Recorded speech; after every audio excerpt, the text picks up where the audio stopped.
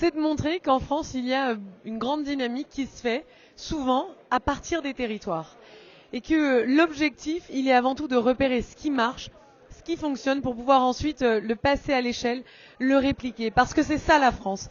C'est un ensemble d'une multitude de petits projets, d'enthousiasme qui est réplicable à plus grande échelle. Et pour cette raison-là, c'est aussi pour ça que nous sommes aujourd'hui à Besançon, qui a fait des choses extraordinaires en matière de transition écologique. Je pense par exemple à une thématique qui me tient beaucoup à cœur, qui est celle des déchets et qui est aussi et qui tient beaucoup à cœur aussi à Éric Alauzet, qui lui va continuer à mener tous les projets écologiques qui avaient été enclenchés et menés à bien par le maire sortant.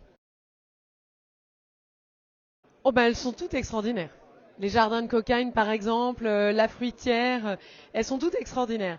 Moi je vous avoue que j'ai un petit faible pour les déchets.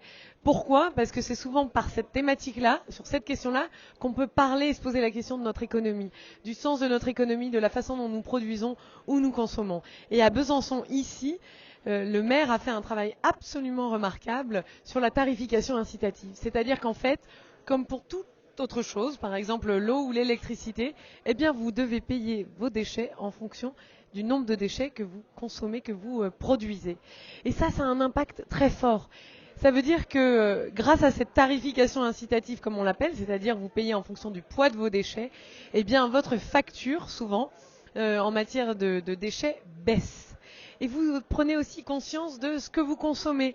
Et tout ça enclenche un véritable cercle vertueux qui a des conséquences très positives pour le territoire, comme on a pu le voir à Besançon.